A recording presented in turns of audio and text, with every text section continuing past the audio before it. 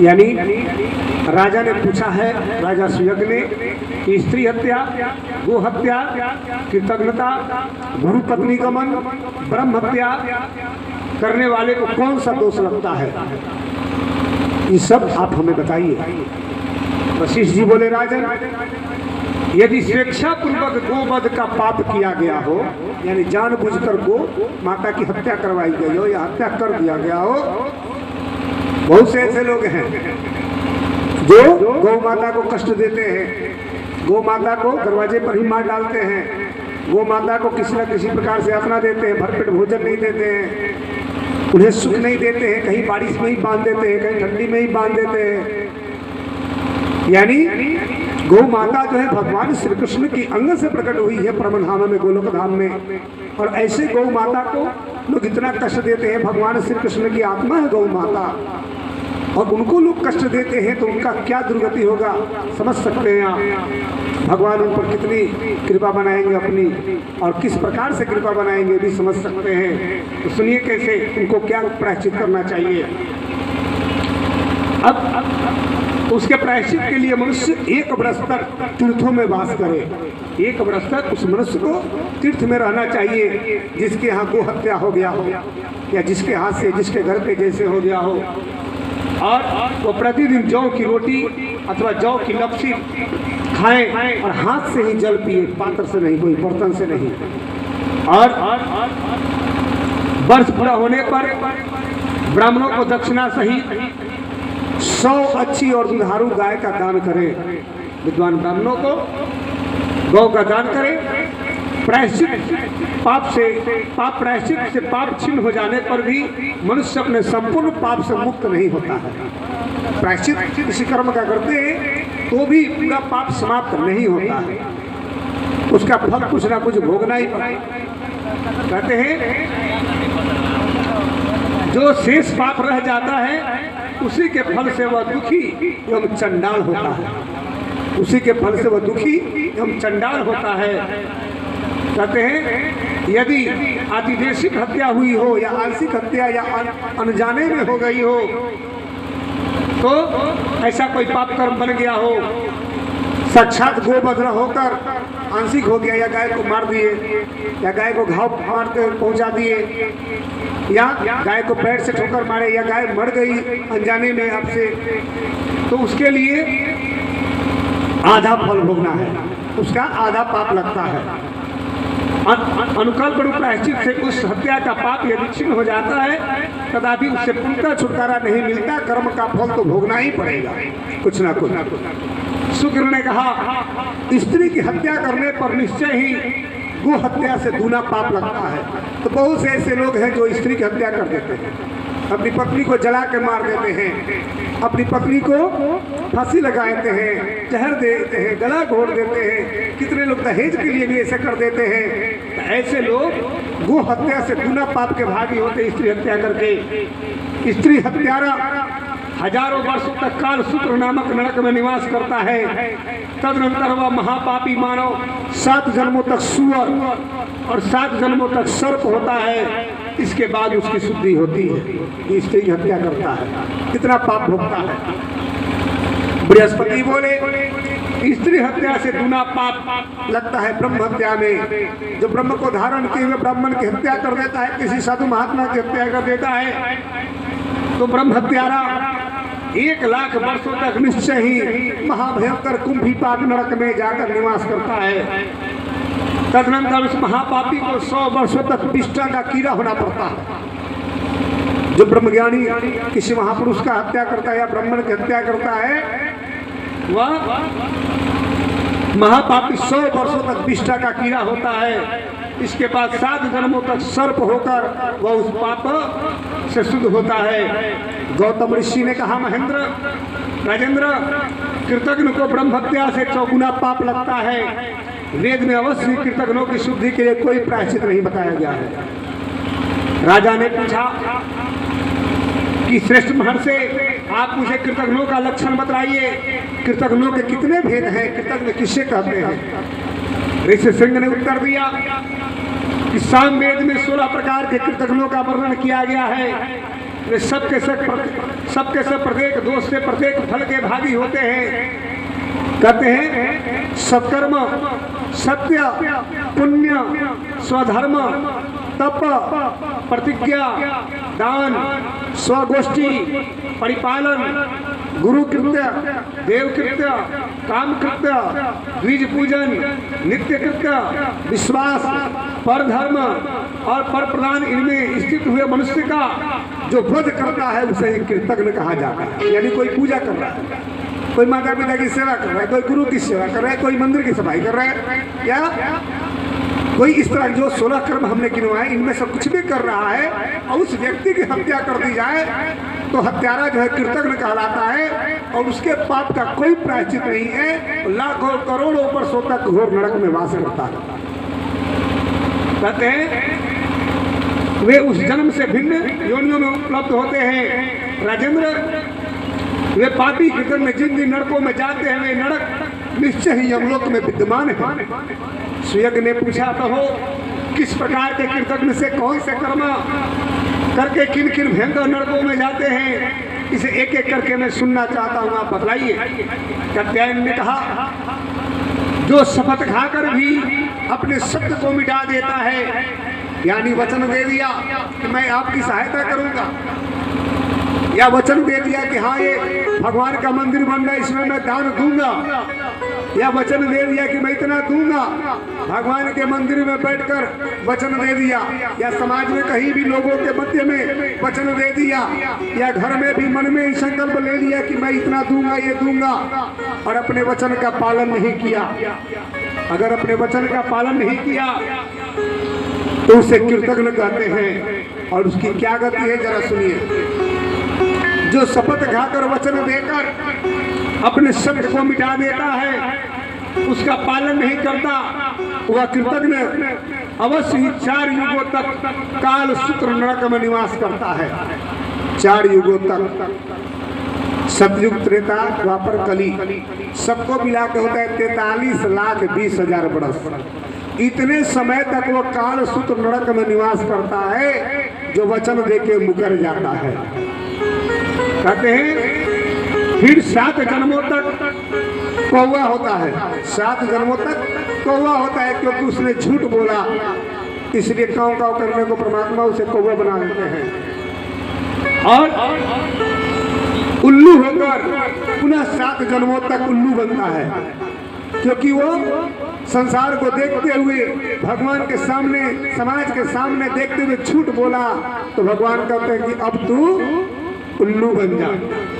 कहते हैं फिर उसके बाद 7 जन्मों तक महारोगी शूद्र कुल में जन्म लेता है और महारोगी होता है, कभी वह स्वस्थ नहीं रहता है। इसके बाद उसकी शुद्धि होती है। तत्पश्चात श्री शरण्य सनातन पराशर जत्कारु भरद्वाज आदि ऋषियों ने, मार्कंडेय आदि ऋषियों ने नाना प्रकार के दंडों का विधान बताया। कहते हैं मार्कंडेय जी ने कहा नरेश्वर, जो शूद्र जातीय स्त्री के साथ समागम करने पर ब्राह्मण को जो दोष प्राप्त होता है उसका वर्णन वेदों में किया गया, उसे मैं बताता हूँ, सावधान होकर सुनो। जो ब्राह्मण होकर भी पर स्त्री से या शूद्र जाति की स्त्री से संबंध रखता है, नाजायज संबंध बनाता है, वह कृतज्ञों में प्रधान है। उसे 14 इंद्रों की स्थिति काल तक कृमि दंश नामक नरक में निवास करना पड़ता है। यानी 14 इंद्रों की आयु व्यतीत हो जाती है, उतने लंबे समय तक कीड़ों के कुंड में जाकर वो जन्म लेता है और दंड भोगता है। वहाँ वह ब्राह्मण कीड़ों के काटने से व्याकुल रहता है। यमराज के दूत उसे प्रतिदिन तपाए हुई लोहे की प्रतिमा का आलिंगन कराते हैं। यानी अगर वो पुरुष है तो उसे धधकती हुई लोहे की स्त्री मिलती है कि लो भोग लो इसको। अब हम पाप पाप करते हैं, चिल्लाता है या भूत कोड़े बरसाते हैं, छोड़ते नहीं है। अगर वह स्त्री है और पर पुरुष से संबंध बनाती है, गलत कार्य करती है, तो उसको परलोक में लोहे का पुरुष मिलता है, धधकती हुई आग की तरह उसका शरीर होता है और उसको जबरदस्ती पकड़वाते हैं यमदूत और कोड़े बरसाते हैं नहीं पकड़ने पर। और जैसे उसे पकड़ते हैं उसे ये भी जलने लगते हैं और बहुत चिल्लाते हैं, लेकिन फिर भी छुड़वाया नहीं जाता है। कहते तदनंतर निश्चय वह व्यभिचारिणी स्त्री की योनि का कीड़ा होता है। इस अवस्था में 1000 वर्षों तक रहने के बाद वह शूद्र होता है, तत्पश्चात उसकी शुद्धि होती है। सुयस बोले कि मुने अन्य कृतज्ञों के भी कर्मों का फल बतलाइए। और भी बहुत से कृतज्ञ हैं, बहुत से बुरे कर्म करने वाले लोग हैं। कहते हैं भगवान नारायण कहते हैं कि भूपाल जो अपनी या दूसरों की दी हुई वृत्ति का अपहरण करता है उसे कृतज्ञ समझना चाहिए। कि जो किसी की रोजी रोजगार को छीन लेता है, किसी के काम धंधे को नष्ट कर देता है, वो भी कृतज्ञ है कि किसी का रोजी रोटी नष्ट कर दिया। उसे जो फल मिलता है उसे उसको सुनो। जिनकी जीविका छीन ली जाती है, उनके आंसुओं से जितने धूली की कण भीगते हैं, उतने सहस्त्र वर्षों तक वह शूलप्रोत नामक नरक में रहता है। दहकते हुए अंगारे उसे खाने को मिलते हैं और औटाया हुआ मूत्र पीने को मिलता है। इसलिए कभी किसी के व्यवसाय जीविका को नष्ट नहीं करना चाहिए, बर्बाद नहीं करना चाहिए। और तपे हुए अंगारे पर से सोना पड़ता है, उठने की चेष्टा होने पर यमराज कोड़े बरसाते हैं और फिर से उसे वहीं सुलाते हैं। कहते हैं तदनंतर वह मानव भूमिहीन, संतानहीन, दरिद्र, कृपण, रोगी और निंदनीय शूद्र होता है। इसके बाद उसकी शुद्धि होती है। नारद जी बोले जो नराधम अपनी अथवा पराई कृति का हनन करता है वह कृतज्ञ कहा गया है।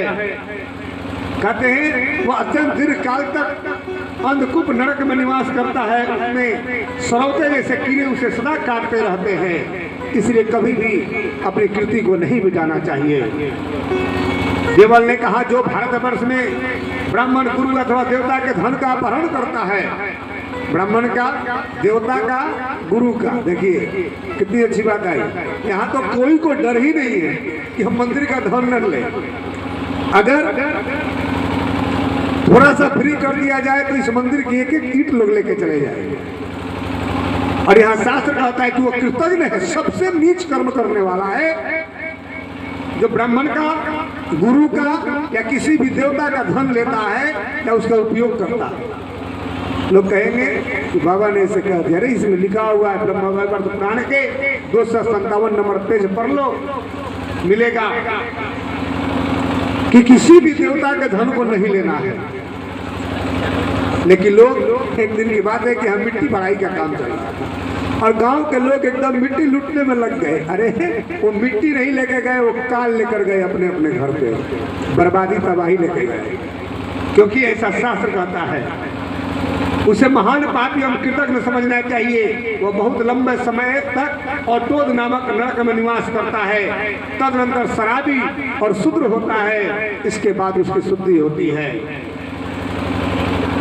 कहते हैं जब सप्त ऋषि बोले कि जो पिता, माता अथवा गुरु के प्रति भक्ति से हीन होकर उनका पालन नहीं करता, देखिए जो माता पिता गुरु का सेवा नहीं करता, भरण पोषण नहीं करता, पालन नहीं करता, उल्टे वाणी द्वारा उनकी ताड़ना करता है, उसे कृतज्ञ कहा गया है। वो भी नीच व्यक्ति है, उसका भी पाप नरक से उद्धार नहीं होगा जिसने माता पिता गुरु का सेवा नहीं। जो उल्टा नारी प्रतिदिन वाणी द्वारा अपने पति को डांटते रहती है, बहुत सी स्त्रियों की आदत है पति को हमेशा डांटती रहेंगे, बोलती रहेंगे, ऐसी स्त्रियों की क्या गति होगी? वह भी कृतज्ञ कही गई है। वो भी हजारों वर्षों तक के लिए घोर नरक की यातनाएं भोगेंगे। कहते हैं ऐसे ऐसे वह बहुत लंबे समय तक वे अग्नि में ही वास करती हैं। तत्पश्चात 7 जन्मों तक जलों का जोक होकर शुद्ध होती हैं, जो अपने पति को दिन भर डांटते रहती हैं। इस तरह से बहुत से नरकों का वर्णन है। कहते हैं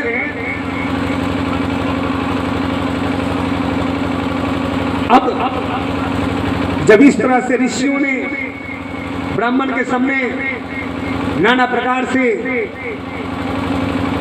राजा को बातें बताई तो धीरे धीरे ब्राह्मण का क्रोध जाता रहा। अब माता पार्वती ने पूछी, प्रभु मुनि समूहों के चले जाने पर मनुष्यों के कर्म फल का वर्णन सुनने के अंतर ब्रह्म साप से विह्वल हुए नृपश्रेष्ठ ने क्या किया, अतिथि ब्राह्मण ने भी क्या किया, वे लौटकर राजा के घर में गए या नहीं, यह सब बताने की कृपा करें। महेश्वर ने कहा, प्रिय मुनि समूहों के चले जाने पर वे शापग्रस्त नरेश धर्मात्मा पुरोहित वशिष्ठी की आज्ञा से भूतल पर ब्राह्मणों के दोनों चरणों में दंड की भांति गिर पड़े। तब उन श्रेष्ठ द्विज ने क्रोध छोड़कर उन्हें शुभ आशीर्वाद दिया। उन कृपा मूर्ति ब्राह्मण को क्रोध छोड़कर मुस्कुराते हुए देख श्रेष्ठ ईश्वर ने नेत्रों में आंसू बहाते हुए दोनों हाथ जोड़ लिए अत्यंत विनम्र भाव से आत्मसमर्पण करते उनका परिचय पूछा। राजा की बात सुनकर मुनि श्रेष्ठ हंसने लगे। उन्होंने मेरे दिए हुए सर्वदुर्लभ प्रमथ तत्व का उन्हें उपदेश दिया। अतिथि बोले, जो ब्राह्मण अतिथि देव बोले, ब्रह्मा जी के पुत्र मरीचि हैं, उनके पुत्र स्वयं कश्यप जी हैं। कश्यप के प्रायः सभी पुत्र मनोवांछित देव भाव को प्राप्त हुए हैं। उनमें त्वष्टा बड़े ज्ञानी हुए। उन्होंने सहस्त्र दिव्य वर्षों तक पुष्कर में दुष्कर तप किया। ब्राह्मण पुत्र की प्राप्ति के लिए देवाधिदेव परमात्मा श्री हरि की आराधना की। तब भगवान नारायण से उन्हें तेजस्वी ब्राह्मण पुत्र वर के रूप में प्राप्त हुआ। वह पुत्र तपस्या के धनी तेजस्वी विश्वरूप के नाम से प्रसिद्ध हुआ। एक समय जब बृहस्पति जी देवराज के प्रति कुपित हो जब कहीं अन्यत्र चले गए, तब विदुर ने विश्वरूप को ही अपना पुरोहित बनाया था। विश्वरूप के माता मैं दैत्य थे, अतः वे देवताओं के यज्ञ में दैत्यों के लिए भी आहुति दिया करते थे। जब विदुर को इस बात का पता लगा तो उन्होंने अपनी माता की आज्ञा लेकर ब्राह्मण विश्वरूप का मस्तक काट दिए। नरेश्वर, विश्वरूप के पुत्र विरूप हुए जो मेरे पिता हैं, मैं उनका पुत्र सुतपा हूँ। मेरा कश्यप पुत्र है और मैं बैरागी ब्राह्मण हूँ।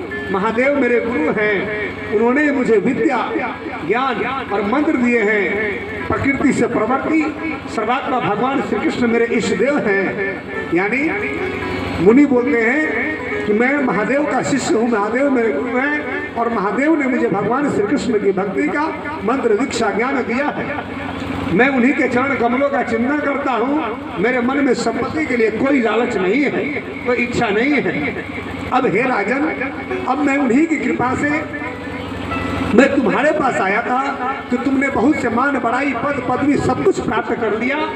अब निकलो इस घर से, दे दो राज्य अपने बेटों को और अपनी साध्वी पत्नी की रक्षा का आधार बेटों को सौंपकर तुम वन को जाओ और परमात्मा श्री कृष्ण की तपस्या करो। मैं तुम्हें भगवान श्री कृष्ण के मंत्र दीक्षा ज्ञान सब कुछ देने आया हूँ। राजा कहते हैं कि भगवान श्री कृष्ण जल्दी प्रसन्न होते हैं या राजा जी? तब कहते हैं मुनि की राधा जी। अतः राजा ने उन मुनि से राधा जी का मंत्र दीक्षा सब कुछ प्राप्त किया और मुनि के कहने के अनुसार वे घर से निकलने को तैयार हुए। कहते हैं कि हे प्रभु, हे मुनि श्रेष्ठ, अब मुझे भगवान श्री कृष्ण और राधा का संक्षिप्त कुछ ज्ञान दीजिए। कहते हैं कि हे राजन, भगवान श्री कृष्ण के भय से ही 14 लोक अष्टावरण सहित सृष्टि अपने स्थान पर संचालित हो रही है। कहते हैं देवता, मनुष्य, नाग, गंधर्व, राक्षस, ये सब परमात्मा की प्रेरणा से ही अपने अपने कार्य में लगे हैं। ये पृथ्वी अपने स्थान पर स्थिर रहती है, पर्वत अपने स्थान पर रहते हैं और पाताल अपने स्थान पर। राजेंद्र, 7 स्वर्गलोक, 7 द्वीपों सहित पृथ्वी, पर्वत और समुद्रों सहित 7 पाताल, इन समस्त लोकों सहित जो ब्रह्मांड है वो अंडे के आकार में जल पर तैर रहा है। प्रत्येक ब्रह्मांड में अलग अलग ब्रह्मा, विष्णु, महेश रहते हैं। सभी देवी देवता, मनुष्य सब रहते हैं। ऐसे ऐसे कई असंख्य ब्रह्मांड है, इसकी कोई गिनती नहीं है। कोई विद्वान चाहे तो जगत के धूलि कणों को गिन ले, लेकिन कितने असंख्य ब्रह्मांड हैं, कितने ब्रह्मा, विष्णु, महेश आदि देवता हैं, इनकी कोई गिनती नहीं है। कहते हैं पाताल से लेकर ब्रह्मलोक तक जो अंड है, यही ब्रह्मा जी का कृत्रिम ब्रह्मांड है। यह जल में शयन करने वाले शुद्ध विराट श्री नारायण के नाभि कमल पर, उसी तरह नाभि कमल पर उसी तरह सूत्र विराट विष्णु के नाभि कमल पर उसी तरह है जैसे कमल की कर्णिका में बीज रहा करता है। इस प्रकार सुविस्तृत जलाशय पर जल सैया पर शयन करने वाले वे प्रकृत महायोगी शुद्ध विराट विष्णु भी प्रकृति से प्रवर्ती ईश्वर सर्वात्मा कालेश्वर श्री कृष्ण का ध्यान करते हैं। यानी महाविराट के पुत्र हैं से साई नारायण का से विष्णु भगवान, और ये विष्णु भगवान से साई नारायण महाविराट ये सब भगवान श्री कृष्ण से उत्पन्न हुए हैं। और ये सभी लोग अपनी मुक्ति के लिए भगवान श्री कृष्ण की आराधना करते हैं। कहते हैं महाविष्णु के शरीर में असंख्य रोम है और रोम कूपों में असंख्य ब्रह्मांड है। अंडाकार ब्रह्मांडों की उत्पत्ति के स्थान भूत हुए महाविष्णु भी सदा श्री कृष्ण की इच्छा से प्रकृति के गर्भ से अंड रूप में प्रकट होते हैं। सबके आधारभूत हुए महाविष्णु भी काल के स्वामी सर्वेश्वर परमात्मा श्री कृष्ण का सदा चिंतन किया करते हैं। इस प्रकार संपूर्ण ब्रह्मांडों में स्थित ब्रह्मा विष्णु और शिव आदि महान विराट यानी महानारायण और शुद्ध विराट यानी से साई नारायण इस सब की बीज रूपा जो मूल प्रकृति ईश्वरी है वो प्रलय काल में कालेश्वर श्री कृष्ण में लीन हो जाती है तथा सदा उन्हीं का ध्यान किया करती है। यह सब परम दुर्लभ महाज्ञान तुम्हें बताया गया जो गुरुदेव शिव ने हमें बताया था, वही ज्ञान अब मैं तुम्हें बता दिया। इस पर मुनि ने कहा कि और क्या सुनना चाहते हो? तब राजा ने उनसे राधा जी के बारे में पूछा। अब मुनि ने राधा जी के बारे में बताया कि भगवान श्री कृष्ण की आराधनीय शक्ति श्री राधा। अब मुनि ने राधा जी का मंत्र दीक्षा दिया और मंत्र दीक्षा लेकर पुष्कर में दुष्कर तप प्रारंभ किया। राजा ने अंतकाल में श्री राधा जी आकाश मार्ग में प्रकट हुई, दर्शन दी और राजा को गोलोक धाम में लेकर चली गई, जहां जाने पर राजा को भगवान श्री कृष्ण का दर्शन हुआ। राजा अपने आप को धन धन महसूस करने लगे और वे भगवान के धाम में विहार करने लगे। बोलिए श्री वृंदावन बिहारी लाल की, आनंद भगवान की।